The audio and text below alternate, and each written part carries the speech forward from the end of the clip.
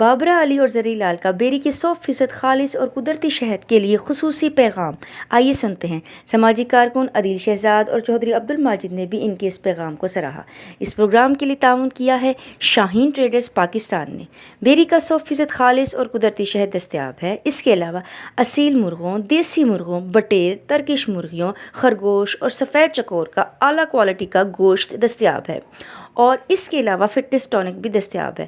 اپنے ننھے منھے بچوں کو بازار کی گولیوں ٹافیوں کے بجائے خالص شہد کھانے کی عادت ابھی ڈالیں۔ اس سے ان کی صحت بھی اچھی ہوگی اور جسم میں قوت مدافعت بھی زیادہ ہوگی اور وہ کم بیمار ہوں گے۔ آزمائش شرط ہے۔ منجانب ابو خالد جانباز، chief executive Shaheen traders Pakistan. Mobile number 032347878770۔ دیکھتے رہیے اڑان نیوز۔ السلام علیکم جی، میں ہوں زری لال۔ میں ہوں آپ کی اپنی بابرہ علی۔